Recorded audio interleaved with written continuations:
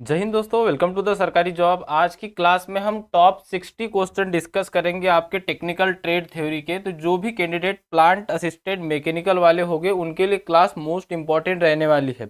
आज हम जैसा आपका पेपर होता है वैसे ही इसको डिस्कस करने वाला है। 60 क्वेश्चन रहेंगे और आपको टाइम भी लगभग 60 मिनट का यहाँ पर मिलने वाला है। तो आखिरी में अपना स्कोर जरूर कमेंट कीजिएगा कि कितने आपके जो है राइट क्वेश्चन यहाँ पर हो रहे हैं, कितने आपके क्वेश्चन जो है रॉन्ग हो रहे हैं। तो चलिए हम हमारी क्लास को स्टार्ट करते हैं। जो भी कैंडिडेट चैनल से नए जुड़े हो चैनल को सब्सक्राइब कर दीजिएगा, बेल आइकन को ऑन कर दीजिएगा और साथ ही साथ सभी लोग वीडियो को लाइक भी जरूर कीजिएगा। तो फर्स्ट क्वेश्चन पे आ जाते हैं। पहला क्वेश्चन देखिए। देखिए हम ज़्यादा डिस्कस नहीं करेंगे आज क्वेश्चन को, डायरेक्टली क्वेश्चन के साथ में उसका आंसर आदि हम देखेंगे बस। तो देखिए फर्स्ट क्वेश्चन क्या है आपका। पहले क्वेश्चन में आपसे पूछा गया है, यहाँ पर देखिएगा फर्स्ट क्वेश्चन। थोड़ा सा मैं इसको पेन को थिक कर लेता हूँ। और तो देखिए फर्स्ट क्वेश्चन है आपका, यहाँ पर देख सकते हो आप। What is the name of the angle market in x reamer. Reamer में एक्स के रूप में चिन्हित कोण का नाम क्या है। यहाँ पर आप देख सकते हो एक्स के रूप में चिन्हित एक कोण है। इस कोण का आपको नाम बताना है। आपके ऑप्शन है rake angle, flute angle, helix angle या क्लीयरेंस एंगल। तो इसमें से आपको बताना है रेक एंगल हो सकता है या फ्लूट कोन हो सकता है, हेलिक्स एंगल हो सकता है या क्लीयरेंस एंगल हो सकता है। तो अगर आपने करेक्ट आंसर यहाँ पर हेलिक्स एंगल सोचा है तो आपका सी यहाँ पर राइट आंसर हो जाएगा। हेलिक्स एंगल क्या हो जाएगा, हेलिक्स एंगल। अगर रीमर के बारे में हम थोड़ी सी यहाँ पर बात कर ले तो रीमर के बारे में जो क्वेश्चन बनते हैं वह अधिकतर पूछे जाते हैं फ्लूटेड, जैसे कि स्ट्रेट फ्लूटेड रीमर, रोज रीमर और हेलिकल फ्लूटेड रीमर। इसका उपयोग क्या होता है इसके बारे में इसके यूज के बारे में क्वेश्चन बनते हैं।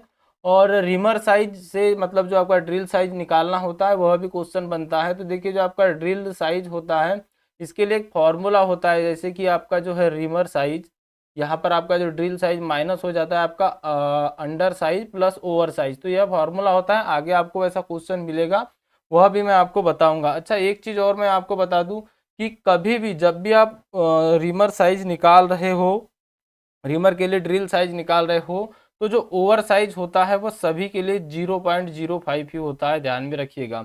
ऐसे क्वेश्चन पूछे जाते हैं, इंपॉर्टेंट क्वेश्चन था। चलिए नेक्स्ट क्वेश्चन देखिए। अगला क्वेश्चन है आपका, what is the name of the purpose of finishing of the drilled hole. ड्रिल किए गए छेद को फिनिश करने की प्रक्रिया का नाम क्या है। जब होल को ड्रिल किया जाता है तो उसकी फिनिश प्रक्रिया को क्या हम रीमिंग कहते हैं, स्पॉट फिशिंग कहते हैं, काउंटर बोरिंग कहते हैं या काउंटर सिंकिंग कहते हैं। तो इसका करेक्ट आंसर क्या आ जाएगा, रीमिंग आ जाएगा। क्या आ जाएगा, रीमिंग आ जाएगा, क्योंकि हम ड्रिलिंग के बाद में अगर होल को फिनिश करना हो तो रीमिंग प्रोसेस का ही यहाँ पर इस्तेमाल करते हैं। चलिए नेक्स्ट क्वेश्चन देखिए। अगला क्वेश्चन है क्वेश्चन नंबर थर्ड आपको, क्यों हैंड रीमर के दांतों में असमान अंतराल होता है। ऑप्शन देखिए आपका। फर्स्ट ऑप्शन है रिड्यूस चेटरिंग, चेटरिंग कम करने के लिए।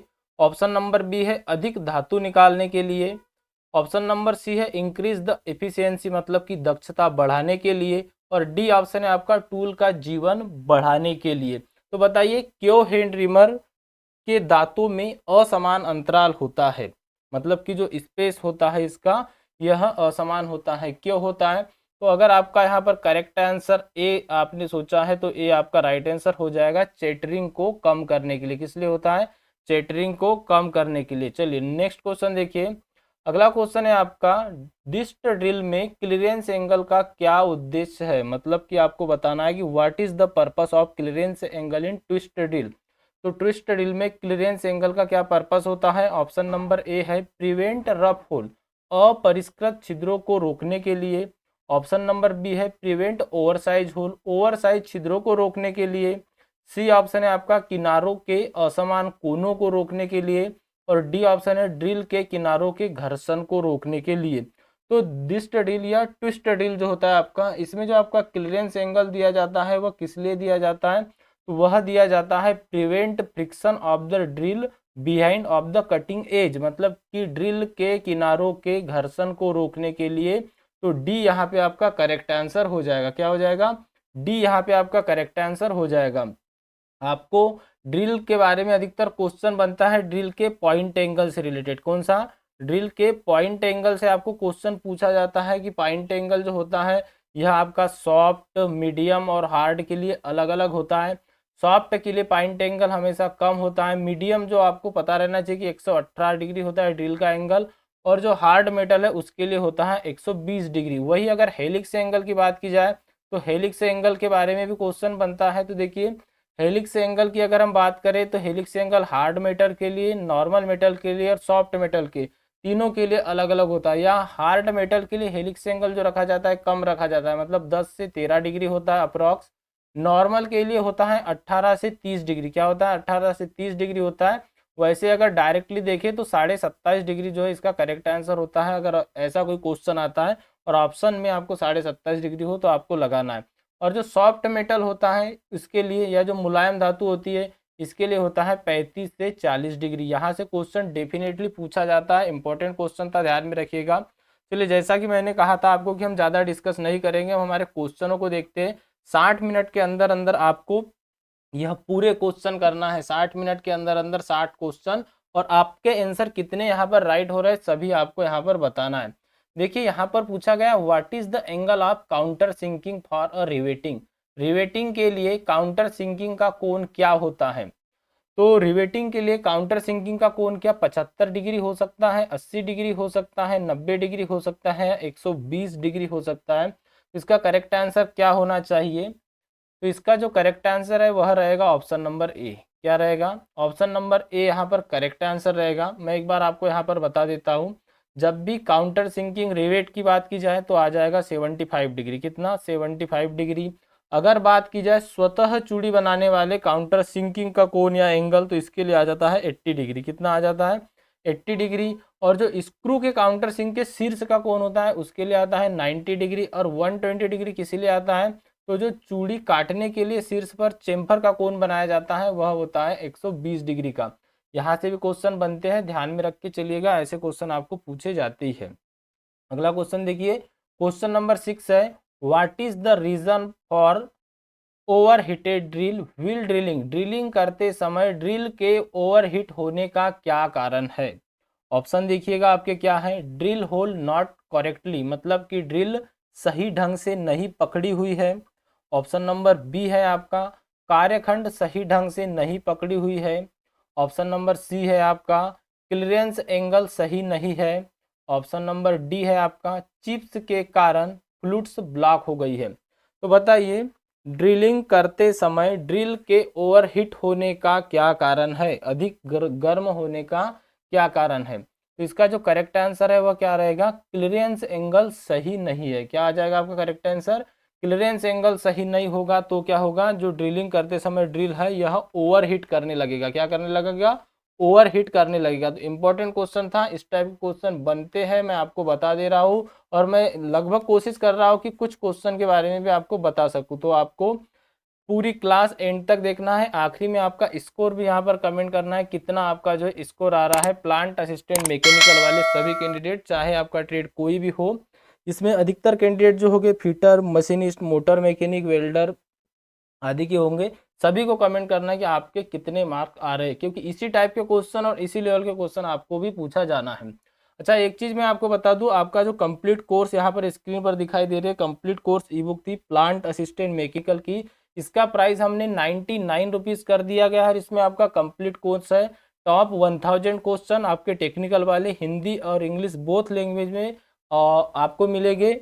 आपको पूरे 4 ऑप्शन क्वेश्चन सब कुछ उसमें रहेगा, मतलब कंप्लीट कवर अप है। सेलेक्टेड क्वेश्चन है, जिस टाइप के क्वेश्चन एमपीपीजीसीएल आदि टेक्निकल एग्जामों में अधिकतर पूछे गए, अधिकतर एग्जामों में रिपीट हुए वाले क्वेश्चन है वह है। आपके पास अभी भी 10-12 दिन का समय है, बेहतरीन प्रिपरेशन कर सकते हो। इसी के साथ में आपका नॉन टेक भी कवर अप हो जाएगा, आपका पूरा करंट अफेयर इसमें मिल जाएगा। टॉप सेलेक्टेड 600 क्वेश्चन एमपीजीके के आपको मिल जाएंगे। मैथ्स और रीजनिंग टॉपिक वाइज और टाइप वाइज जिस टाइप का आपको पूछा जाता है वह भी आपको मिल जाएगा। कंप्यूटर के इसमें अप्रॉक्सीमेटली 500 प्लस क्वेश्चन है, आप 600 अप्रॉक्स मान सकते हो। 600 क्वेश्चन इसमें आपको कंप्यूटर के मिल जाएंगे। इसके बाद में इसमें आपके साइंस के क्वेश्चनों को भी वन लाइनर फॉर्म में इंक्लूड किया गया है। तो सब कुछ इसमें आपका कवर अप किया गया है, चाहे वह 40 अंक का नॉन टेक्निकल हो, चाहे वह टेक्निकल क्वेश्चन हो, सब कुछ। तो एक बेहतर रिवीजन करना चाहते हो तो आप यहाँ से रिवीजन कर सकते हो। कम समय में बेहतरीन तैयारी आपकी हो जाएगी। सभी सेलेक्टेड क्वेश्चन है, जो एग्जाम ओरिएंटेड क्वेश्चन है, प्रबल संभावित क्वेश्चन है, ऐसे ही क्वेश्चनों को इसमें इंक्लूड किया गया है। इसका लिंक आपको इसी वीडियो के डिस्क्रिप्शन बॉक्स में मिल जाएगा। या तो आप डायरेक्टली, आपको व्हाट्सअप नंबर दिखाई दे रहा है, उस व्हाट्सअप नंबर पे व्हाट्सअप मैसेज भी कर सकते हो। तो बेहतरीन तैयारी कीजिए, अधिक से अधिक क्वेश्चनों की प्रैक्टिस कीजिए, क्वेश्चनों को समझ के कीजिए। और अब जहां तक हो, आपको थ्योरी पढ़ने का समय नहीं है, जितना ज़्यादा हो सके क्वेश्चनों की प्रैक्टिस आपको करना है। क्यों? क्योंकि टाइम आपके पास जितना बचा हुआ है उसमें आपका सिर्फ और सिर्फ अच्छा खासा एक रिवीजन हो सकता है, अच्छे खासे क्वेश्चनों का आप टेस्ट लगा सकते हो, बस यही हो सकता है अभी जो आपके पास 10-12 दिन बचे उसमें। तो बेहतरीन क्वेश्चनों की प्रैक्टिस कीजिएगा, जो एग्जाम ओरिएंटेड क्वेश्चन है जितना ज़्यादा हो सके, जितने भी डिपार्टमेंट में आपके ट्रेड की, जैसे मान लीजिए फीटर हो गया, मशीनिस्ट हो गया, इनके प्रीवियस ईयर के क्वेश्चन पेपर थे, सभी को लगाइएगा कि कहीं ना कहीं से क्वेश्चन उठा लिए जाते। हालांकि इस ई बुक में आपको वह सभी क्वेश्चन एक साथ मिल जाएंगे। तो चलिए यहाँ पर अगला क्वेश्चन देखते हैं। नेक्स्ट क्वेश्चन रहेगा आपका क्वेश्चन नंबर 7। क्या रहेगा? क्वेश्चन नंबर 7 रहेगा, इसमें आपसे पूछा गया है दी गई गहराई के लिए छिद्र को बड़ा करने के लिए ऑपरेशन का नाम बताइए। What is the name of operation to enlarge the hole for give depth. यहाँ पर इनलार्ज करने की बात की गई है, किसकी बात की गई है? एक होल को बड़ा करने के लिए या इनलार्ज करना है सिरे को, इसकी बात की गई है। यह मान लीजिए हमने इनलार्ज कर लिया, कैसा कर लिया? इनलार्ज, ये होल था इसको बड़ा कर लिया। तो बस यही पूछा गया कि यह क्या है। तो क्या यह रीमिंग की प्रोसेस है, स्पॉट फेसिंग है, काउंटर बोरिंग है या काउंटर सिंकिंग है? तो इसको कहा जाता है काउंटर बोरिंग। क्या कहा जाता है? Counter boring. यह क्वेश्चन और भी एक तरीके से पूछ लिया जाता है कि सॉकेट हेड स्क्रू को बिठाने के लिए इसको कौन सा ऑपरेशन किया जाता है, तो वहां पर भी काउंटर बोरिंग आपका करेक्ट आंसर हो जाएगा। ऑप्शन नंबर सी यहाँ से आपका करेक्ट आंसर रहेगा, ना कि डी। क्या रहेगा? काउंटर बोरिंग यहाँ से आपका करेक्ट आंसर रहेगा। काउंटर सिंकिंग की अगर बात करें तो इसको बेवल्ड करना या प्रवर्णित करने की प्रक्रिया को कहते हैं। क्या कहते हैं? छिद्र को बेवल या प्रवर्णित करने की प्रक्रिया को काउंटर सिंकिंग कहते हैं। तो काउंटर बोरिंग, काउंटर सिंकिंग आपका क्लियर हो गया। यहाँ से भी क्वेश्चन बनते हैं। चलिए नेक्स्ट क्वेश्चन देखिए। अगला क्वेश्चन है what is the happen in the clearance angle of drill is more. यदि ड्रिल का क्लियरेंस एंगल अधिक होगा तो क्या होगा? देखिए, आपको ड्रिल का क्लियरेंस एंगल पता होना चाहिए। पहले हम आपके ऑप्शन देख लेते हैं। फर्स्ट ऑप्शन है आपका कटिंग एज ब्लंट होगी। क्या ड्रिल का क्लियरेंस एंगल कम है तो कटिंग एज ब्लंट होगी? ऑप्शन नंबर बी है कटिंग एज तेज नहीं होगी। ऑप्शन नंबर सी है कटिंग एज कमजोर हो जाएगी। और ऑप्शन नंबर डी है कटिंग एज मटेरियल को नहीं काटेंगी।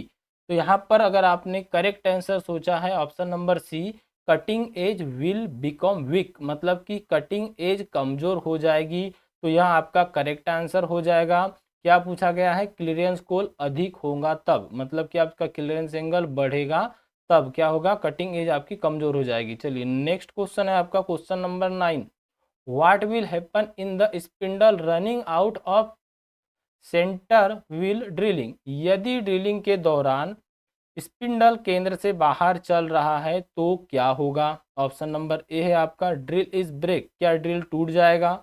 ऑप्शन नंबर बी है ड्रिल अधिक गर्म हो जाएगा। ऑप्शन नंबर सी है ड्रिल रफ होल बनाते हैं। और ऑप्शन नंबर डी है अधिक आकार के छेद बन जाएंगे। तो बताइए, यदि ड्रिलिंग के दौरान स्पिंडल केंद्र से बाहर चल रहा है तो क्या होगा? तो यहाँ पे आपका करेक्ट आंसर ध्यान में रखिएगा, oversize hole are made, मतलब कि अधिक आकार का या ओवर साइज का जो है होल बनेगा या ओवर साइज का ड्रिलिंग बोर बनेगा। तो आपका ऑप्शन नंबर डी यहाँ पे करेक्ट आंसर हो जाएगा। दोस्तों, क्लास आपको बेहतरीन अच्छी लग रही हो, मेरा पढ़ाया हुआ आपको समझ में आ रहा हो, तो एक बार ज़रूर वीडियो को लाइक कर दीजिएगा। सभी लोग जिन्होंने भी अभी तक वीडियो को लाइक नहीं किया है और जो चैनल से नए जुड़े हैं, चैनल को सब्सक्राइब भी जरूर कर दीजिएगा। देखिए अगला क्वेश्चन है आपका what is the name of the element market S of a thread, मतलब कि थ्रेड के एक्स के रूप में चिन्हित तत्व का नाम क्या है? तो यह देखिए आपका निमी का ही क्वेश्चन है। एक्स के रूप में चिन्हित तत्व क्या है आपका? ये है। तो यहाँ से यहाँ तक की दूरी यह आपकी क्या कहलाती है? क्या यह रूट होगी, लीड होगी, पिच होगी या प्लैंक होगी? तो बताइए भाई क्या होगा जो एक्स के रूप में चिन्हित है? तो यह हो जाएगा आपका पिच। क्या हो जाएगा? पिच हो जाएगा। तो ऑप्शन नंबर सी यहाँ पे आपका करेक्ट आंसर हो जाएगा। तो यहाँ आपकी पिच हो गई। ये जो नीचे वाला भाग होता है इसे क्या कहते हैं? रूट कहते हैं। ऊपर वाले सिरे को क्रेस्ट कहते हैं। ध्यान में रखिएगा, ऐसे क्वेश्चन आपको पूछे जाते हैं। और भी यहाँ से क्वेश्चन बनते हैं, लेकिन हम वह और भी डिस्कस करेंगे। यहाँ पे हम रेपिडली आपके 60 क्वेश्चन यहाँ पर लगा रहे हैं। चलिए 11 नंबर का क्वेश्चन है व्हाट इज द, यहाँ पर देखिएगा, एक ग्राइंडर व्हील जिसका विनिर्देशन 32A 46H 8V, उसमें ए क्या दर्शाता है? अब देखिए यहाँ पर आपको यह ग्राइंडिंग व्हील का जो स्ट्रक्चर होता है यहाँ से क्वेश्चन पूछा गया है। इसमें जो ए है ए कहाँ पर है आपका, यहाँ पर है, तो यह बताना है कि इसमें ए क्या दर्शाता है। बताइए यहाँ पर ए क्या आपका ग्रेड होगा, या ग्रेन का आकार होगा, या बंधन का प्रकार होगा, या अपघर्षण का प्रकार होगा। बताइए इसमें ए जो है ए वह क्या होगा, तो ए जो है यह क्या होगा, तो यह होगा एब्रेसिव का प्रकार। ऑप्शन नंबर डी करेक्ट हो जाएगा, क्या हो जाएगा, एब्रेसिव का प्रकार हो जाएगा। यहाँ पर देखते चलिएगा, मैं बता रहा हूँ आपको, यहाँ पर लिखा है 32A, फिर है आपका 46H8V। अब यहाँ पर जो यह सिंबल दिए गए हैं, जो नंबर दिए गए हैं, यहाँ पर जो ग्राइंडर व्हील का स्ट्रक्चर आदि इसके बारे में यहाँ से क्वेश्चन अधिकतर बनते हैं। तो जो फर्स्ट नंबर पे संख्या लिखी होती है यह होती है मैन्युफैक्चरिंग नंबर, क्या होता है, मैन्युफैक्चरिंग नंबर या मैन्युफैक्चरिंग सिंबल आप इसको कह सकते हो। सेकेंड नंबर पे आपका एब्रेसिव होता है, क्या होता है, एब्रेसिव होता है। यहाँ पर आप देख सकते हो टाइप ऑफ एब्रेसिव आपका करेक्ट आंसर था। 46 नंबर पे जो लिखा हुआ है एब्रेसिव के जस्ट बाद में जो लिखा जाता है वो होता है ग्रेन साइज, क्या होता है, ग्रेन साइज होता है। इसके बाद में ग्रेन साइज के बाद में जो लिखा जाता है वह होता है ग्रेड, क्या होता है, ग्रेड होता है। ग्रेड के बाद में जो लिखा जाता है वह क्या होता है, तो ध्यान में रखिएगा, जो ग्रेड के बाद में लिखा जाता है वह होता है स्ट्रक्चर, स्ट्रक्चर होता है। कौन सा, ग्रेड के बाद में लिखा हुआ स्ट्रक्चर होता है जो कि, और यहाँ पर जो वी है तो वी आपका क्या है, तो वी आपका बॉन्ड है, और इसमें कौन सा बॉन्ड है, तो वी मतलब विट्रीफाइड बॉन्ड है। तो यहाँ से समझते चलिएगा, यहाँ से अगर क्वेश्चन कोई भी संख्या से आपको पूछ लिया जाए तो आपसे बनना ही चाहिए। चलिए नेक्स्ट क्वेश्चन देखिए, अगला क्वेश्चन क्या है आपका, what is to be done after dressing the grinding wheel to run concentric, मतलब कि कंसेंट्रिक चलने के लिए नए ग्राइंडर व्हील को लगाने के बाद क्या करना चाहिए। ऑप्शन क्या है आपका, ट्रूइंग करना चाहिए, ग्लेजिंग करना चाहिए, लोडिंग करना चाहिए, या ड्रेसिंग करना चाहिए। कंसेंट्रिंग का मतलब आप ये समझ लीजिए कि सीधे आकार में वह चले, उसमें जो है रनआउट आदि ना हो, तो इसके लिए आपको क्या करना चाहिए, क्या ट्रूइंग करेंगे, ग्लेजिंग करेंगे, लोडिंग करेंगे, या ड्रेसिंग करेंगे। तो इसका जो करेक्ट आंसर है वो क्या रहेगा आपका, ऑप्शन नंबर ए रहेगा, ट्रूइंग करेंगे। अगर आपने ए ऑप्शन सोचा है तो बिल्कुल राइट आंसर हो जाएगा। चलिए और इम्पोर्टेंट क्वेश्चन आ गया आपके लिए, what is the product obtained from blast furnace. Blast furnace से प्राप्त उत्पाद क्या होता है, क्या ब्लास्ट फर्नेस से पिग आयरन बनता है, क्या ब्लास्ट फर्नेस से कास्ट आयरन बनता है, या राट आयरन बनता है, या मेलिएबल आयरन जिसको कि नरम लोहा भी कह सकते हो, यह बनता है। तो देखिए ब्लास्ट फर्नेस में क्या बनता है, अगर आपने यहाँ पर सोचा है ब्लास्ट फर्नेस का पिग आयरन, क्या सोचा है, पिग आयरन, तो आपका करेक्ट आंसर हो जाएगा। ब्लास्ट फर्नेस से बनता है पिग आयरन। और अगर यहाँ पर पूछ लिया जाए क्यूपोला, क्या क्यूपोला भट्टी या क्यूपोला फर्नेस, तो इससे क्या बनता है, तो वह बनता है कास्ट आयरन, क्या बनता है, कास्ट आयरन बनता है। और पुंडलिंग फर्नेस के बारे में भी पूछा जाता है, पुंडलिंग फर्नेस, तो इससे क्या बनता है, तो इससे बनता है राट आयरन, क्या बनता है, राट आयरन बनता है पुंडलिंग फर्नेस से। तो यहाँ से यह इंपॉर्टेंट क्वेश्चन आपको पूछे जा सकते हैं, इनको भी साथ में आपको ध्यान में रखते हुए चलना है। नेक्स्ट क्वेश्चन देखिए, अगला क्वेश्चन है मैग्नेट बॉल बियरिंग और कटिंग टूल के निर्माण के लिए किस धातु का उपयोग किया जाता है। इंग्लिश देखिएगा इसका, which metal is use to manufacture magnet ball bearing and cutting tool. तो मैग्नेट बॉल बियरिंग और कटिंग टूल के निर्माण के लिए किस धातु का उपयोग किया जाता है, बताइए। क्या कोबाल्ट धातु का यूज़ करेंगे, कैडमियम धातु का यूज़ करेंगे, वेनेडियम धातु का यूज़ करेंगे, या मोलिब्डेनम धातु का यूज़ करेंगे। तो क्वेश्चन नंबर 14 का करेक्ट आंसर क्या होगा, तो इसका करेक्ट आंसर आपका हो जाएगा कोबाल्ट, क्या हो जाएगा, कोबाल्ट हो जाएगा। ऑप्शन नंबर ए यहाँ पे आपका करेक्ट आंसर हो जाएगा। अगर आपको लगता है कि क्लास आपकी जल्दी जल्दी हो रही है तो पेपर भी आपका 60 मिनट में ही हो जाएगा, और मैं उससे भी चीज़ यह कर रहा हूँ कि कुछ क्वेश्चनों को तो मैं आपको समझाते भी चल रहा हूँ। अगला क्वेश्चन देखिए, पायराइट अयस्क में कितना तांबा होता है। जो पायराइट अयस्क होता है, पायराइट किसका, कापर का अयस्क है, इसमें कापर का परसेंटेज या कापर की मात्रा पूछेगी कितना कापर होता है। ऑप्शन देखिए आपके 0.15, ऑप्शन नंबर बी है 0.32, ऑप्शन नंबर सी है 0.5, और ऑप्शन नंबर डी है 0.45। तो जो पायराइट अयस्क होता है इसमें कापर का कितनी मात्रा होती है, तो वह होती है 0.32। तो आपका राइट आंसर क्या हो जाएगा, 0.32 या 0.32 आप इसको कह सकते हो। अगला क्वेश्चन देखिए, अगला क्वेश्चन है कौन सी धातु कई प्रकार के अम्लों के लिए प्रतिरोधी है, which metal resistant to many types of acid. ऐसी कौन सी धातु है जो कई प्रकार के अम्लों के लिए भी प्रतिरोधी है, मतलब उसके जो साइड इफेक्ट आदि होते हैं उसको भी सहन कर सकती है, नहीं होने देती। क्या ऐसी धातु टिन हो सकती है क्या, या निकिल होगा, या लेड होगा, या क्रोमियम होगा? तो इसका जो राइट आंसर होगा वो क्या हो जाएगा? इसका राइट आंसर हो जाएगा लेड। क्या हो जाएगा? लेड हो जाएगा। तो यहाँ पर देखिएगा आपका ऑप्शन नंबर सी है। चलिए अगला क्वेश्चन देखिए। नेक्स्ट क्वेश्चन क्या है आपका? अगला क्वेश्चन रहेगा आपका 70 नंबर का। टेलीस्कोपिक गेज का उपयोग क्या है? नॉर्मल क्वेश्चन है। टेलीस्कोपिक गेज जो होता है और स्मॉल होल गेज जो होता है, इनके यूज के बारे में क्वेश्चन बनते हैं, तो यहाँ पर वही पूछा गया है। टेलीस्कोपिक गेज का यूज क्या है? ऑप्शन नंबर ए है आपका मेजर डेप्थ, गहराई मापने के लिए। ऑप्शन नंबर बी है बाहरी आयाम मापने के लिए, मतलब कि major external diameter. Option number C है मेजर एंगुलर डायमीटर, कोणीय आयाम मापने के लिए। ऑप्शन नंबर डी है छेद स्लॉट के आकार को मापने के लिए। तो यहाँ पर अगर आपने आपका आंसर सोचा ऑप्शन नंबर डी, तो बिल्कुल करेक्ट हो जाएगा। छेद स्लॉट के आकार को मापने के लिए जो है यहाँ पर यूज किया जाता है टेलीस्कोपिक गेज का। नेक्स्ट क्वेश्चन देखिए। अगला क्वेश्चन है आपका, सतह के पास टूटे हुए स्टंट को निकालने के लिए कौन सी विधि उपयुक्त होती है? यहाँ पर देखिएगा आपको ब्रोकन स्टंट वेरी नियर बोला है, मतलब सतह के एकदम पास में यह सतह है, और यहाँ पर मान लीजिए कोई नट या बोल्ट है, यहीं पर टूट गया है नट बोल्ट या स्टड जो भी, तब आप किसका यूज करोगे? ऑप्शन नंबर ए क्या है आपका? इजी आउट मेथड का यूज करेंगे। ऑप्शन नंबर बी है मेकिंग ड्रिल होल का, क्या उसमें ड्रिल होल बना के, सतह के पास बोला गया है, सतह के नीचे नहीं बोला गया, ध्यान में रखिएगा। ऑप्शन नंबर सी है आपका प्रिक पंच मेथड का। ऑप्शन नंबर डी है वर्गाकार टेपर पंच का उपयोग करके। तो बताइए सतह के पास अगर ड्रिल टूट गया है, या आप यूँ कह सकते हो टेप टूट गया है, या कोई नट या कोई स्टड टूट गया है, तब आप उसको कैसे निकालोगे? यहाँ पर बात स्टड की गई है और सतह के पास में है, इसीलिए हम निकालेंगे प्रिक पंच विधि से। कौन सी विधि से? प्रिक पंच विधि से निकालेंगे। सी यहाँ पे आपका करेक्ट आंसर हो जाएगा। देखिए मैं आंसर देने के लिए थोड़ा सा इसीलिए रुकता हूँ ताकि आप सोच सको कि आंसर क्या होगा। चलिए नेक्स्ट क्वेश्चन देखिए। अगला क्वेश्चन क्या है आपका? What is the angle of countersink head screw? Countersink head screw का कोण कितना होता है? हमने पिछले ही क्वेश्चन में इसको डिस्कस किया था। आपका करेक्ट आंसर क्या हो जाएगा? 90 डिग्री या 90 डिग्री। और सभी को यह पता होना चाहिए, इस टाइप के इजी क्वेश्चन है पूछे जाते हैं।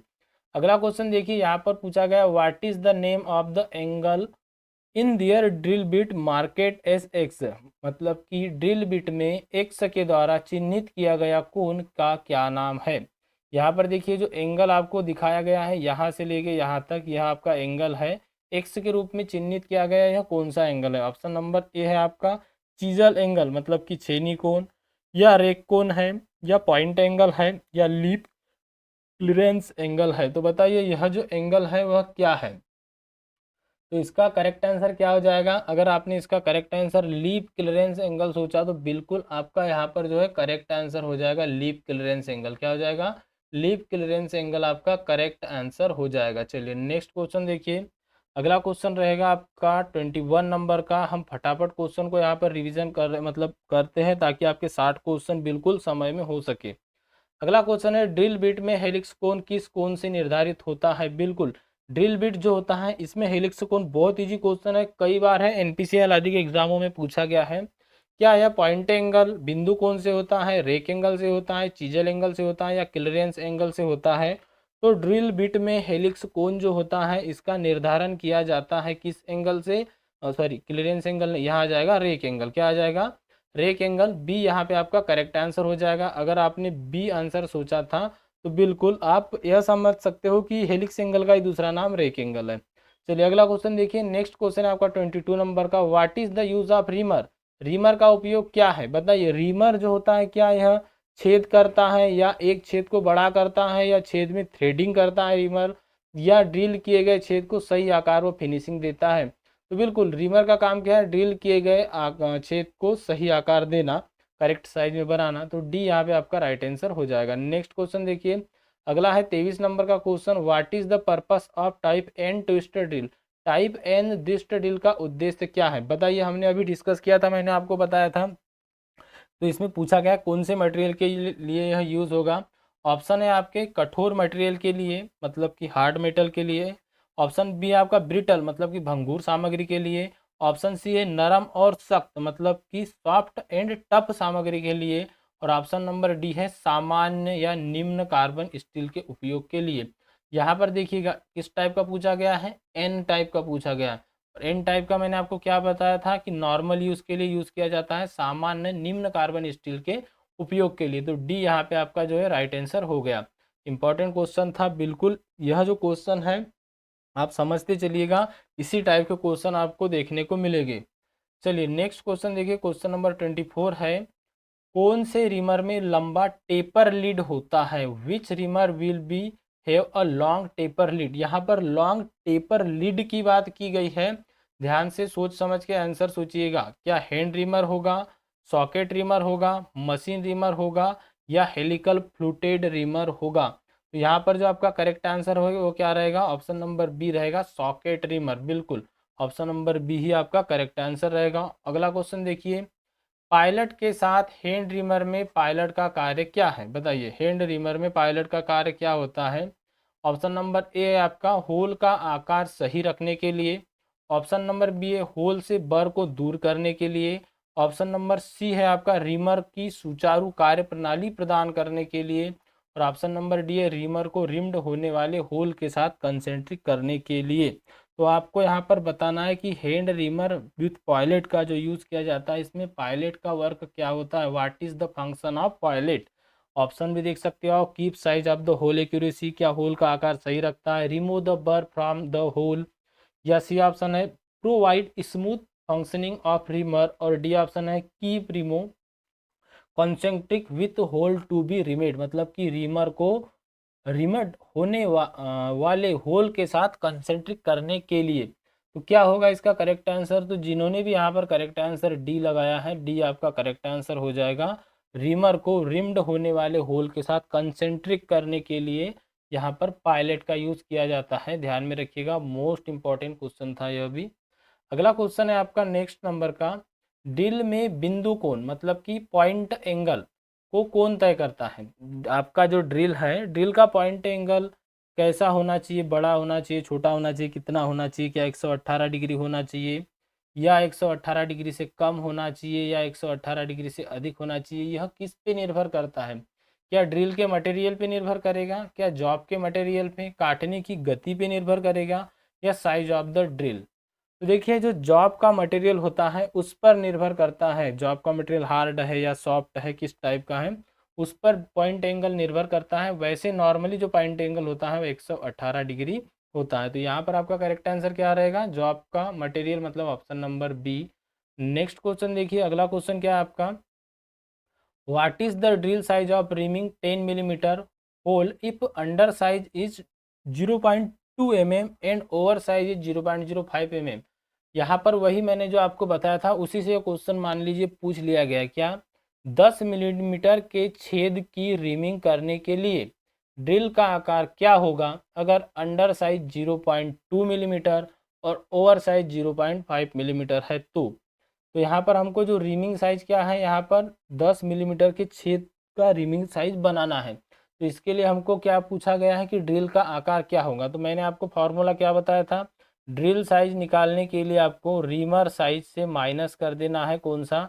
आपके under size plus over size को, और under size plus over size को माइनस कर देना है। और ओवर साइज मैंने आपको बताया था हमेशा 0.05 ही रहेगा। यहाँ पर भी आप देख सकते हो 0.05 ही है।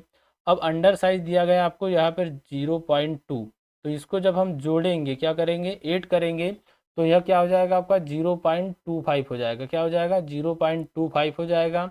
माइनस किससे करना है? रिमर साइज से। रिमर साइज कितना है आपका 10, तो यहाँ से 10 से जब हम 0.25 को माइनस करेंगे तो आपका आंसर निकल के आ जाएगा 9.75। क्या आ जाएगा? 9.75 आ जाएगा। कभी कभी तो आपको यहाँ पर ध्यान में रखिएगा अंडर साइज भी नहीं दिया जाता है, तो आपको इसके लिए एक चार्ट है वह मैं आपको बताऊंगा। आगे आप जुड़े रहिएगा, सारी चीज़ें मैं कवर अप आपके करते चलूँगा। जैसे आगे भी आपका टीओ आदि का एग्ज़ाम आने वाला है, उसके लिए भी हम बेहतरीन क्लासेस आपके लिए लेकर आएंगे। तो इसका तो आंसर आपका क्या निकल के आ गया, डायरेक्टली मैंने ही बता दिया, 9.75 जो है इसका करेक्ट आंसर, एक्यूरेट आंसर जो है निकलेगा। अगला क्वेश्चन देखिए, नेक्स्ट क्वेश्चन है, इस टूल का नाम क्या है?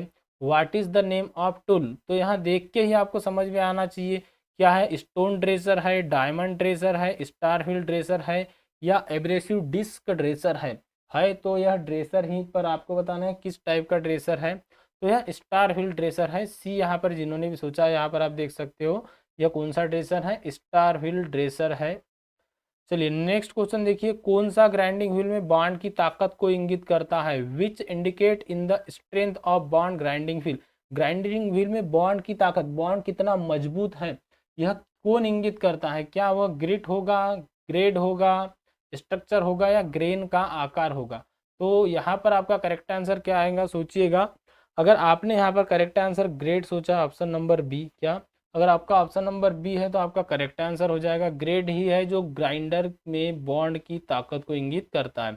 अगला क्वेश्चन देखिए, क्यों कृषि उपकरण राट आयरन के बनाए जाते हैं। सिंपल क्वेश्चन है, क्या राट आयरन कम लागत का होता है, क्या भारी वजन वाला होता है, या घिसाव रोधी होता है, या जंग प्रतिरोधी होता है।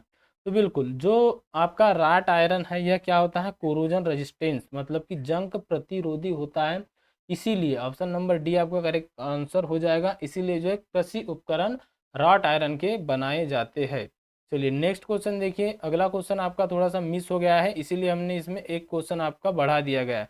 नेक्स्ट क्वेश्चन यहाँ पर देखिए, वर्नियर माइक्रोमीटर में एक्स के रूप में चिन्हित भाग क्या है, what is the name of the part of marked in X vernier micrometer. कहाँ पर है, यहाँ पर यह जो चित्र में भाग दिखाया गया है इस पे जो नर्लिंग भी की हुई है, आपको बताना है क्या एनविल है, क्या बेरल है, क्या थिम्बल है, या रेचेट स्टाफ है।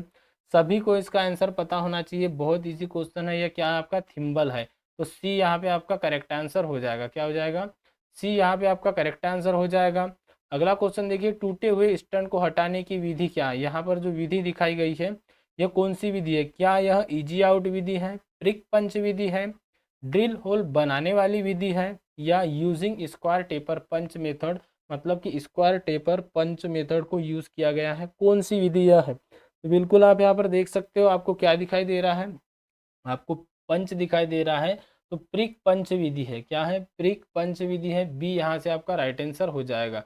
नेक्स्ट क्वेश्चन देखिए, अगला क्वेश्चन क्या है आपका, what is the operation of bevelling in the end of drilling hole. मैंने आपको बताया था काउंटर बोरिंग के बारे में, उसी टाइप से यहाँ पर क्वेश्चन पूछा गया कि एक ड्रिल किए गए छेद के अंत को बेवल करने का कार्य क्या है। मान लीजिए ड्रिल किया गया छेद है, इसको बेवल कर दिया गया है ऐसा, तो यह क्या है आपको बताना है। तो क्या यह रिमिंग है, स्पॉट फेसिंग है, काउंटर बोरिंग है, या काउंटर सिंकिंग है। तो इसी को कहा जाता है काउंटर सिंकिंग। तो काउंटर बोरिंग काउंटर सिंकिंग दोनों आपको यहाँ पर समझ में आना चाहिए। तो डी यहाँ पे आपका आपने ऑप्शन सोचा था तो करेक्ट आंसर था। नेक्स्ट क्वेश्चन देखिए, अगला क्वेश्चन क्या है, यदि क्लियरेंस कोण गलत है तो क्या प्रभाव होगा, what is the effect of clearance angle incorrect. क्या ओवर साइज का होल बनेगा, क्या ओवर हिटेड ड्रिल होगा, क्या रफ होल बनेगा, या ब्रोकन ड्रिल होगा। यहाँ पर क्लियरेंस कोण गलत है बोला, रॉन्ग क्लियरेंस कोण की बात की गई है, इनकरेक्ट क्लियरेंस कोण की, यहाँ पर छोटा या बड़ा इसकी बात नहीं की गई है। क्या हो जाएगा इसका आंसर, तो ओवर हिट करने लगेगा मतलब कि ओवर हिटेड ड्रिल, तो बी यहाँ पे आपका राइट आंसर हो जाएगा। चलिए नेक्स्ट क्वेश्चन देखिए, अगला क्वेश्चन है 38 नंबर का, एक्स के रूप में चिन्हित भाग का नाम आपको बताना है। यहाँ पर आप देख सकते हो एक्स के रूप में यहाँ पर चिन्हित भाग है, इसका नाम आपको बताना है क्या है। क्या यह हिल है, हिल मतलब आप समझ सकते हो एडी, क्या यह हिल है, क्या यह कटिंग एज है, क्या यह कटिंग एज दिख रही है आपको, या पॉजिटिव रेक एंगल है, या नेगेटिव रेक एंगल है। तो बताइए यहाँ पर चित्र में जो आपको दिखाया गया है इस भाग के बारे में आपको बताना है यह क्या है। तो यह जो एंगल है वह कौन सा एंगल है, यह है नेगेटिव रेक एंगल। क्या है, नेगेटिव रेक एंगल है। तो आपका जो करेक्ट आंसर है वो ऑप्शन नंबर डी रहेगा, ऋणात्मक रेक कोण। क्या रहेगा, ऋणात्मक रेक कोण। नेक्स्ट क्वेश्चन देखिए, अगला क्वेश्चन है, आंतरिक मीट्रिक मोर्स टेपर्ड होल को रिमिंग करने के लिए किस रिमर का उपयोग किया जाता है। कौन सा, आंतरिक और मीट्रिक मोर्स टेपर जो है ऐसे होल को रिमिंग करने के लिए किस रिमर का उपयोग किया जाता है। मोर्स टेपर का मतलब आप समझ सकते हो, आपका जो मोर्स टेपर है ये कुछ इस टाइप का रहेगा। इसमें आपको पूछा गया कि इसमें जो रिमिंग करना है उसके लिए क्या आप हेलिकल फ्लूटेड रिमर का यूज़ करेंगे, पायलट के साथ हैंड रिमर का यूज़ करेंगे, या टेपर पिन हैंड रिमर का यूज़ करेंगे, या socket reamer with parallel shank का यूज़ करोगे। तो बताइए आंतरिक और मीट्रिक मोर्स टेपर्ड वाला होल है उसके लिए रिमिंग करना है तो आप कौन सा यूज़ करेंगे, तो वहाँ पर यूज़ किया जाता है socket reamer with parallel shank. क्या? Socket reamer with parallel shank यहाँ पर आपका करेक्ट आंसर रहेगा। अगला क्वेश्चन देखिए, क्वेश्चन नंबर 40 है, इस रिमर के प्रकार का नाम बताइए। यहाँ पर आप देख सकते हो रिमर को, यहाँ पर चेम्पर भी आपको दिखाया गया है बकायदा। कौन सा रिमर है? क्या यह हैंड रिमर है, हेलिकल रिमर है, मशीन रिमर है या टेपर्ड पिन रिमर है? तो यहाँ पर जो है आपका करेक्ट आंसर क्या हो जाएगा, वह हो जाएगा हैंड रिमर। कौन सा हो जाएगा? Hand reamer. यहाँ पर आप देख सकते हो इसमें बनाने का मतलब डाई में लगाने के लिए दिया गया है। तो ए आपका करेक्ट आंसर था यहाँ पे, जिन्होंने भी ए सोचा वो राइट आंसर हो जाएगा। अब देखिए अगला है आपका मोस्ट इंपॉर्टेंट क्वेश्चन है, इजी क्वेश्चन है। एक के रूप में चिन्हित भाग का नाम क्या है? बताइए यह क्या है? क्या यह आर्बर है, ड्रिल चक है, ड्रिल बिट है या चक्की है? क्या दिख रहा है चित्र में आपको? तो यह एक प्रकार का ऑर्बर है। क्या है? ऑर्बर है। स्लीव या सॉकेट आप इसको कह सकते हो, लेकिन क्या है? यह ऑर्बर है। तो यहाँ पर आपका correct answer option number A हो जाएगा। क्या हो जाएगा? ऑप्शन नंबर ए हो जाएगा। नेक्स्ट क्वेश्चन देखिए, कौन से रिमर में एक लंबा टेपर लीड होता है? ऑप्शन है आपके सॉकेट रिमर में, हैंड रिमर में, मशीन रिमर में या हेलिकल फ्लूटेड रिमर में? तो कौन से रिमर में एक लंबा टेपर लीड होता है? लंबा टेपर लीड सॉकेट, यहाँ पर टेपर लीड की बात की गई है। इससे पहले एक क्वेश्चन और आया था, ध्यान में रखिएगा। तो यहाँ पर एक लंबा टेपर लीड क्या सॉकेट रिमर में होगा, हैंड रिमर में होगा, मशीन रिमर में होगा या हेलिकल फ्लूटेड रिमर में होगा? बताइए कौन से रिमर में एक लंबा टेपर लीड होता है? आपको चारों ऑप्शन दिए गए हैं और इसमें अगर आपने सोचा आपका correct answer option number B hand reamer, तो यहाँ पे आपका राइट आंसर हो जाएगा। चलिए नेक्स्ट क्वेश्चन देखिए। अगला क्वेश्चन क्या है आपका 43 नंबर का, ड्रिल किए गए होल पर किस प्रकार का दोष है? यहाँ पर ध्यान से देखिएगा, ये ड्रिल यहाँ तक खत्म हो गया है। यह ड्रिल किया गया होल है। क्या है? ड्रिल किया गया होल है। इसमें आपको कौन सा दोष नज़र आ रहा है? क्या यहाँ पर रफ होल बना हुआ है या ओवर हीटेड ड्रिल है या ओवर साइज होल है या क्या बोला, चिप्स असमान है, अनइक्वल फ्लो ऑफ चिप्स प्रवाह? तो यहाँ पर सबसे पहले आप ड्रिल का आकार देख लीजिए, इसके तो दोनों एंगल है। क्या आपको लग रहा है कि यह सही है? नहीं है, एक बड़ा और एक छोटा दिखाई दे रहा है। तो अगर ऐसा हो तो ड्रिल का क्या होगा? तो देखिए क्या होगा, ओवर साइज का होल बनेगा। क्या होगा? असमान है यहाँ पर कौन, तो ओवर साइज का होल बनेगा। तो इसलिए आपका correct answer option number C हो जाएगा। क्या हो जाएगा? ऑप्शन नंबर सी यहाँ पे आपका करेक्ट आंसर हो जाएगा। नेक्स्ट क्वेश्चन देखिए, अब यहाँ पे क्वेश्चन यह ग्राइंडिंग से पूछ लिया गया है। What is the defect if pores of the grinding wheel get closed? मतलब कि अगर ग्राइंडिंग व्हील के छिद्र बंद हो गए हैं तो क्या दोष है? जो आपका ग्राइंडिंग व्हील है, चक है आपका, ये यहाँ पर जो है बॉन्ड और एब्रेसिव से मिलकर बना होता है। इसके जो छेद है, मतलब जहाँ से ये काटेगा, ये छेद बंद हो गए, छिद्र बंद हो गए हैं, तो इस दोष को क्या कहते हैं? वो नाम पूछा है आपको। क्या ड्रिलिंग है, ग्लेजिंग है, लोडिंग है या ड्रेसिंग है? तो इसको कहा जाता है ड्रेसिंग। क्या, ओ सॉरी, लोडिंग कहा जाता है। क्या कहा जाता है? लोडिंग कहा जाता है। तो आपका करेक्ट आंसर क्या हो जाएगा? ऑप्शन नंबर सी हो जाएगा। Option number C is the right answer. चलिए अगला क्वेश्चन देखिए। नेक्स्ट क्वेश्चन है आपका, किस कास्ट आयरन में मशीन टूल के कंपन और टूल की चेटरिंग को कम करने की क्षमता होती है? हिंदी इंग्लिश देखते चलिएगा। Which cast iron has the ability to reduce vibration and to chattering in the machine tool? तो कौन सा कास्ट आयरन है जिसमें मशीन टूल के कंपन और टूल की चेटरिंग को कम करने की क्षमता होती है? क्या वह ग्रे कास्ट आयरन है, वाइट कास्ट आयरन है, नोडुलर कास्ट आयरन है या आघात वर्धनीय ढलवा लोहा मतलब कि मेलिएबल कास्ट आयरन है? तो इसका आंसर क्या होगा? तो इसका आंसर आप सभी को पता हो जाना चाहिए। आपका जो लेथ का बेड आदि यह सब है किस चीज़ के बने होते हैं? ग्रे कास्ट आयरन के बने होते हैं, ताकि कंपन आदि को सहने की उसमें क्षमता होती है। तो ये यहाँ पे आपका करेक्ट आंसर हो जाएगा। चलिए नेक्स्ट क्वेश्चन देखिए। अगला क्वेश्चन है, राट लोहे का उत्पादन करने के लिए किस भट्टी का उपयोग किया जाता है? Which furnace is use to produce wrought iron? मैंने तीनों को आपको बताया था, ब्लास्ट फर्नेस, क्यूपोला भट्टी, पुंडलिंग फर्नेस। तो यहाँ पर हमसे क्या पूछा गया है? राट आयरन का। तो बिल्कुल आपको देखते ही उत्तर बनना चाहिए। राट आयरन मतलब कि पुंडलिंग फर्नेस, कास्ट आयरन मतलब कि कपोला भट्टी या कपोला फर्नेस, और ब्लास्ट फर्नेस मतलब पिग आयरन या कच्चा लोहा। तो आपका करेक्ट आंसर यहाँ पर पूछा था राट आयरन का, हो जाएगा पुंडलिंग फर्नेस। तो अगर आपने सी सोचा था बिल्कुल राइट हो जाएगा। नेक्स्ट देखिए क्वेश्चन, क्वेश्चन नंबर है आपका 47। जस्ता निकालने के लिए किस अयस्क का उपयोग किया जाता है? ऑप्शन है आपके बॉक्साइट का, ऑप्शन बी आपके गेलेना का, ऑप्शन सी है केलेमाइन का, और ऑप्शन डी है यहाँ पर केस्टेराइट का।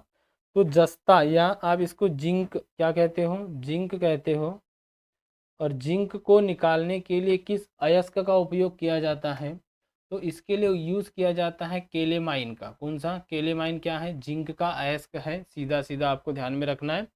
सी यहाँ पे आपका करेक्ट आंसर हो जाएगा। नेक्स्ट क्वेश्चन देखिए, अगला क्वेश्चन है आपका, किस उपकरण का उपयोग बियरिंग की आंतरिक क्लीयरेंस की जांच के लिए किया जाता है? बताइए, क्या स्टील रूल से हम बियरिंग के आंतरिक क्लीयरेंस की जांच करेंगे, या फिलर गेज से करेंगे, या डेप्थ गेज से करेंगे, या वर्नियर कैलिपर से करेंगे? तो यहाँ पर जो आपका करेक्ट आंसर है वह क्या हो जाएगा? वह हो जाएगा फीलर गेज। क्या हो जाएगा?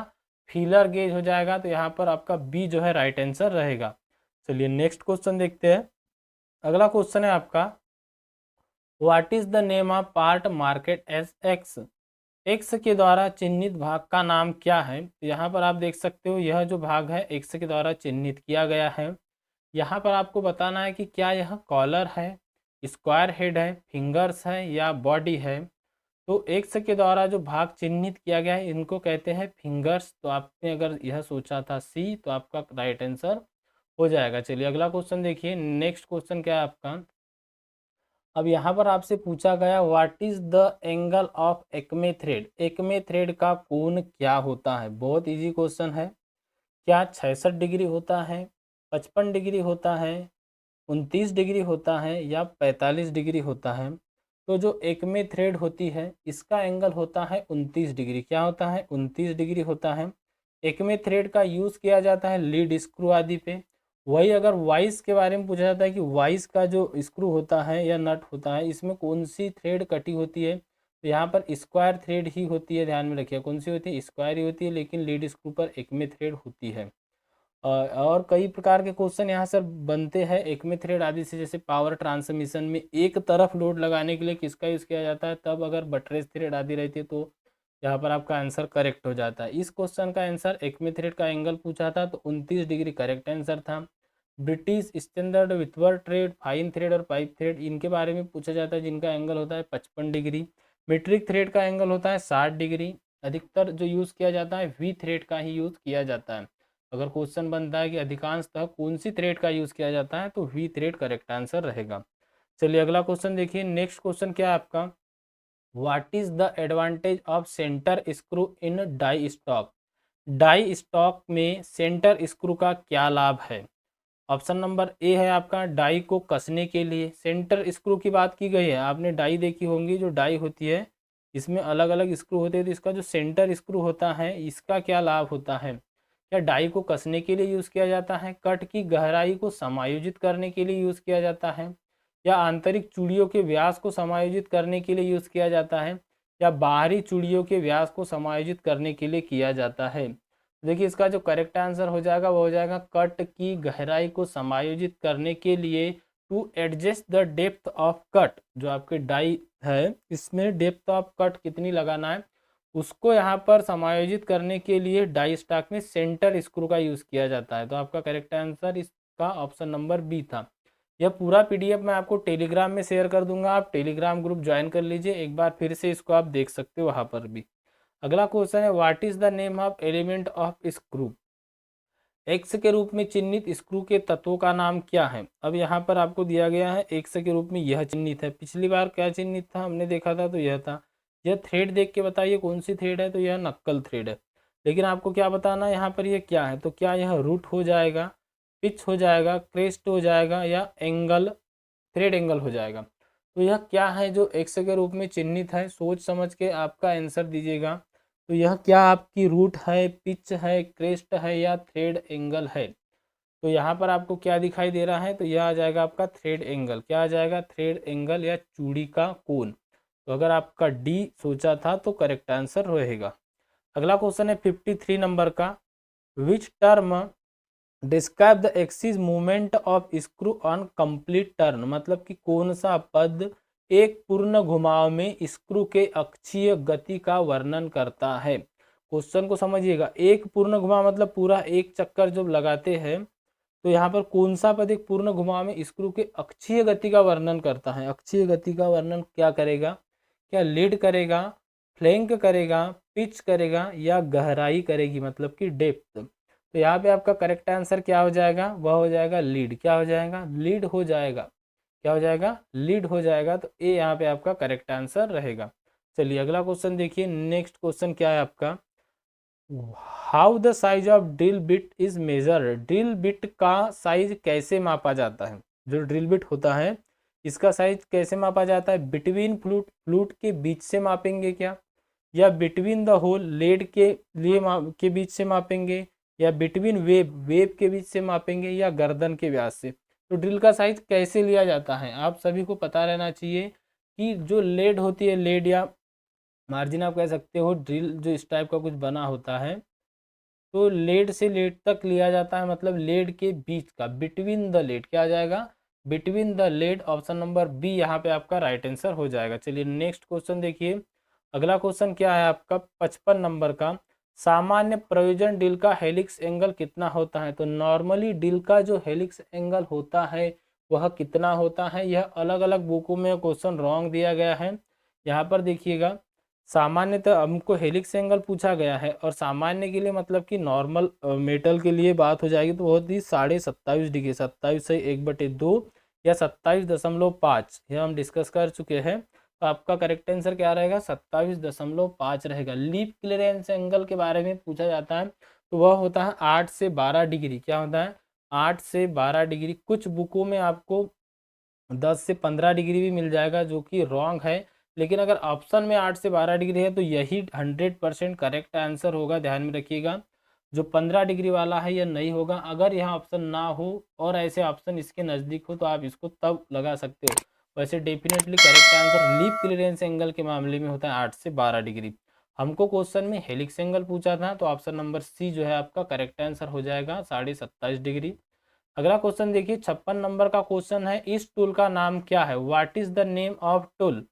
ऑप्शन है आपके पायलट ड्रिल। क्या आपको यह पायलट ड्रिल दिख रहा है क्या काउंटर सिंक ड्रिल है, ड्रिल के साथ पायलट है, या काउंटर सिंकिंग विथ पायलट है। काउंटर सिंकिंग भी है और इसके साथ में पायलट भी है।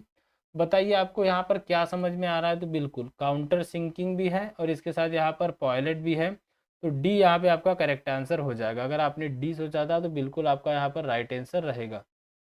चलिए नेक्स्ट क्वेश्चन देखते हैं। अगला क्वेश्चन क्या है, नेक्स्ट क्वेश्चन रहेगा आपका 57 नंबर का। इसमें आपसे पूछा गया है एक रिमर का कौन सा भाग चिप्स निकालने के लिए डिजाइन किया गया है।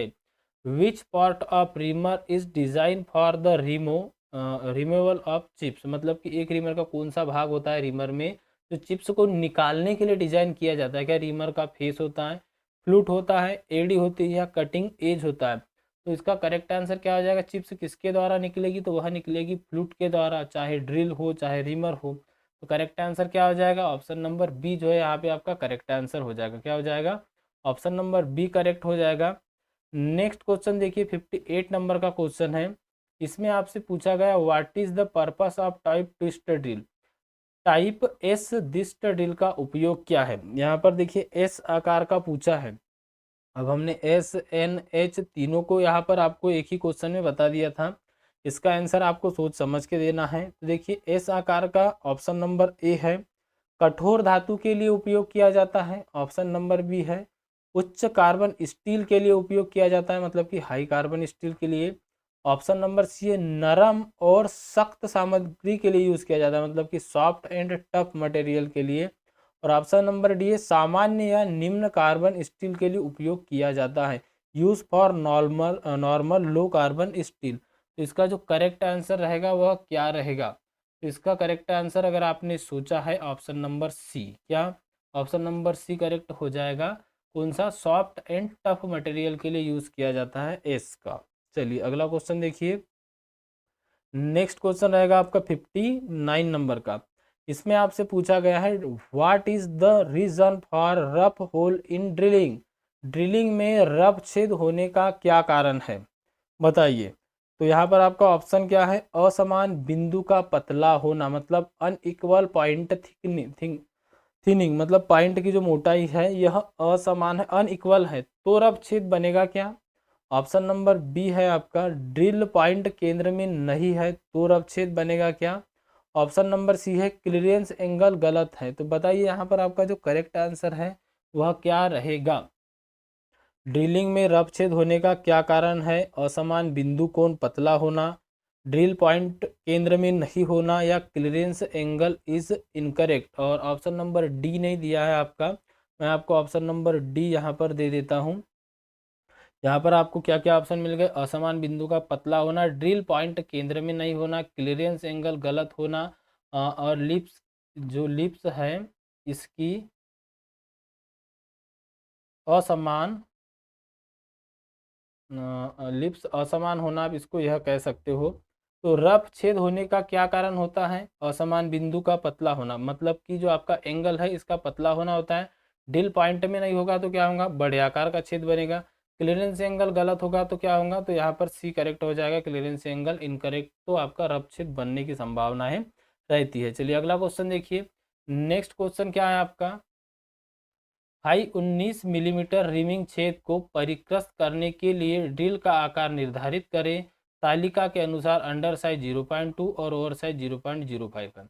इससे पहले भी हमने इस टाइप का क्वेश्चन किया था। इसमें आपको डिटरमाइन द ड्रिल साइज निकालना है। फार्मूला आपका वही लगेगा, ड्रिल साइज। अच्छा एक चीज़ मैं आपको बता दूँ यहाँ पर, चलो पहले फार्मूला लगा दे। ड्रिल साइज के लिए क्या हो जाएगा आपका, निकालना है तो रीमर साइज कितना आ जाएगा आपका 19, माइनस करना है किससे, अंडर साइज से। तो अंडर साइज आपका कितना है, वह है 0.2, और ओवर साइज कितना है, तो वह आ जाएगा 0.05। तो यह कितना निकल के आएगा, फिर से आपका 0.25 निकल के आ जाएगा। और किस में से माइनस करेंगे इसको, तो इसको करेगी 19 में से माइनस, तो क्या निकल के आ जाएगा 18.75 या 18.75। तो आपका ए यहाँ पर करेक्ट आंसर हो जाएगा। 2 से लेके 20 mm तक जो आपका साइज होता है अंडर साइज, वह 0.2 होता है। इसके बाद यह धीरे धीरे इंक्रीज होता है। इसका एक पूरा लिस्ट है, मैं आपके लिए सभी ऐसी क्लासेस आगे भी लेकर आता रहूँगा, ध्यान में रखिएगा। एक क्वेश्चन आपका और बचा है, उसको आप कवर अप कर लीजिए ताकि आपके 60 क्वेश्चन जो है पूरे पूरे यहाँ पर हो जाए। हमारा एक क्वेश्चन 32 नंबर का रॉन्ग हो गया था, इसलिए यहाँ पे 61 क्वेश्चन आपके हैं। अगला क्वेश्चन है what is the name of operation, इस ऑपरेशन का नाम क्या है, बताइए। यहाँ पर जो ऑपरेशन दिखाई दे रहा है यह क्या है, क्या यह ड्रिलिंग ऑपरेशन है, स्पॉट फिशिंग ऑपरेशन है, काउंटर सिंकिंग ऑपरेशन है, या काउंटर बोरिंग ऑपरेशन है। तो यहाँ पर यह जो ऑपरेशन है यह क्या है, तो अगर आपने सोचा है काउंटर बोरिंग, तो आपका यहाँ पर करेक्ट आंसर हो जाएगा काउंटर बोरिंग। तो यहाँ पर आपके जो है हमने टॉप 60 क्वेश्चन पूरे डिस्कस कर लिए हैं। यह पीडीएफ मैं आपको टेलीग्राम में शेयर कर दूंगा। टेलीग्राम ग्रुप और व्हाट्सएप ग्रुप की लिंक आपको इसी वीडियो के डिस्क्रिप्शन बॉक्स में मिल जाएगी। तो बिल्कुल आप टेलीग्राम ग्रुप और व्हाट्सएप ग्रुप ज्वाइन कर लीजिएगा, क्योंकि वहाँ से काफ़ी हद तक जो है आपको क्वेश्चन दिखाई देते हैं। तो टेलीग्राम ग्रुप की लिंक और व्हाट्सएप ग्रुप की लिंक मैं आपको इसी वीडियो के डिस्क्रिप्शन बॉक्स में दे रहा हूँ। और जिन्होंने भी अभी तक वीडियो को लाइक नहीं किया, वीडियो को लाइक कर दीजिएगा। क्लास आपको कैसी लगी कमेंट बॉक्स में कमेंट करके ज़रूर बताइएगा। मैं कंटिन्यूसली आपके पेपर तक रोज़ आपको एक क्लास यहाँ पर देते रहूँगा, ताकि आपका रिवीजन भी हो सके, आपका मन भी लगा रह सके और आप अच्छे से पढ़ सको। जितना ज़्यादा हो सके आप क्वेश्चनों की प्रैक्टिस कीजिए। आपको जो ई बुक दी गई उसमें बेस्ट कंटेंट है, मस्त क्वेश्चन है, जो अधिकतर एग्जामों में पूछे गए इसी टाइप के क्वेश्चन हैं। लैंग्वेज उसकी भी यही नीमी वाली रहने वाली है, लेकिन सेलेक्टेड क्वेश्चन है, किसी भी पर्सनल वेबसाइट आदि से नहीं उठाए गए हैं। जितने भी विभिन्न प्रकार के एग्जाम होते हैं उन एग्जामों के पूरे क्वेश्चनों को उसमें इंक्लूड करके वह 1000 क्वेश्चन का पीडीएफ बना है। इसी के साथ में आपका नॉन-टेक भी पूरा कवर अप किया गया, एग्जाम ओरिएंटेड। यह ई बुक आपको आगे टीओ के एग्जाम के लिए भी काम में आ जाएगी। तो चलिए मिलते हैं अगली क्लास में, तब तक के लिए thank you and bye bye.